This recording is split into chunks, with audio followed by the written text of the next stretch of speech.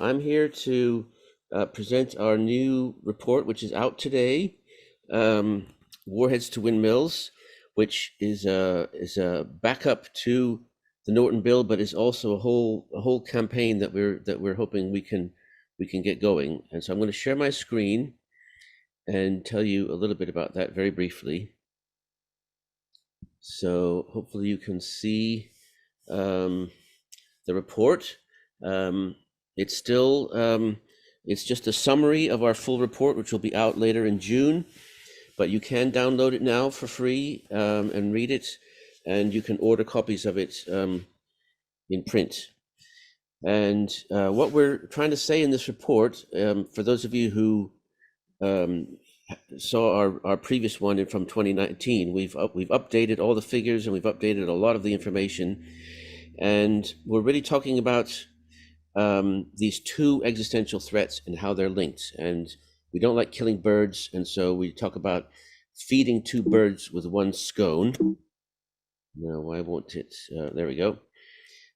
So there's our feeding two birds with one scone, because we strongly believe that if we worked on the nuclear weapons issue, which is relatively easy compared to the climate change, we could release so many resources and put those to use to address climate. And the biggest challenge that we face is that the countries that are emitting the largest amounts of greenhouse gases, and as you see up here, the four countries, China, US, India, and Russia, plus the EU, between them, these countries emit more than half of all the global carbon emissions in the entire world. And these are the same countries that are pointing nuclear weapons at each other. So unless we can address the fact that we have to work together to solve climate, we're not going to get there. And we can do everything that we possibly can in the United States to address climate. And if other countries aren't doing the same, we're all going to suffer the same. So our big important message, which we'll hear more about during today's webinar, is about the global cooperation needed to address the climate crisis. But there's also money needed for addressing climate. And these figures, I won't go through them here, but they're in the report. And the full report will have all the references and details. You can see in this, this is basically the cost of nuclear weapons over the next 10 years that's projected.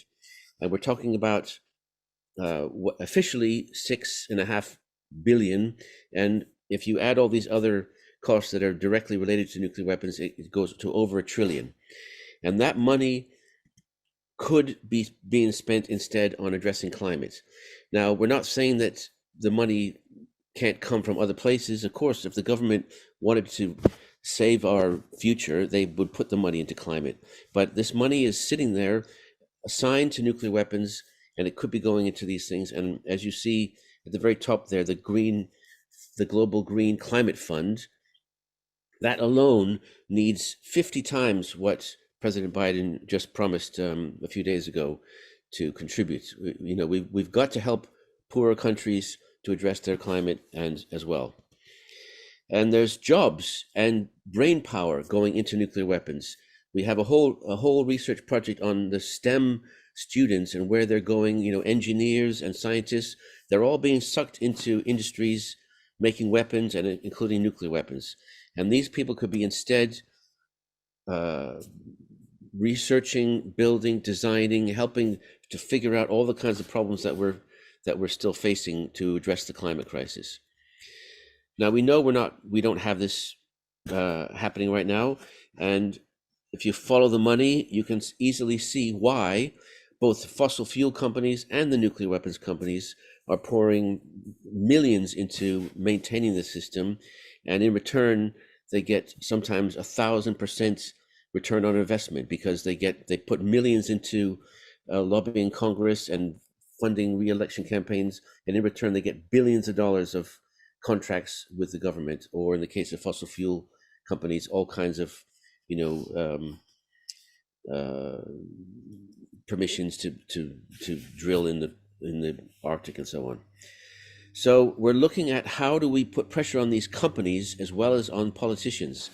And this is showing the 60 or so cities that have so far divested from fossil fuels, or at least started the process of the commitment to divest from fossil fuels, and a smaller number that are doing the same thing to divest from nuclear weapons, including, you can see the sort of orange dots, including New York City has done both. So building a campaign about warheads to windmills is about seeing if we can combine our efforts and get things moving that divest from both. And you'll hear more about that from other people in the workshop. So here's New York City voting in the city council to divest from nuclear weapons. At the states level, we've got campaigns in various states that are working on fossil fuel divestment. In Maine and New York, they've passed legislation. I think in California, they've led the way in terms of a plan for getting rid of fossil fuels. But there's so much more to be done, especially on the nuclear front. This is in Massachusetts, where we have a bill to set up a commission to at least look at what Massachusetts can do about both these issues, because they're not doing enough. And there's Eleanor Norton at the national level. Yep, I'm almost there.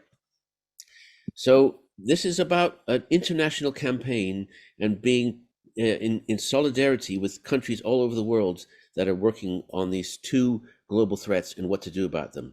These are the countries that have signed, ratified, or adopted the nuclear ban treaty. And these are the countries that have active campaigns working, as you can see, all over the world, working to support this effort. Same with the fossil fuel treaty, which you'll hear about if you join the workshop later on the fossil fuel treaty. There are very few countries committed to that yet. But again, 2,000 partners in 170 countries working to build a movement. So our message is, it's great to have, peace and love and harmony. We know that we all want a world that we can have for our children, our grandchildren, and our future. But we need the dove with teeth that's going to actually make this happen. And that's through divestment, boycotts, stigmatizing the companies, pressuring the politicians to actually do what they say they will do. Thanks.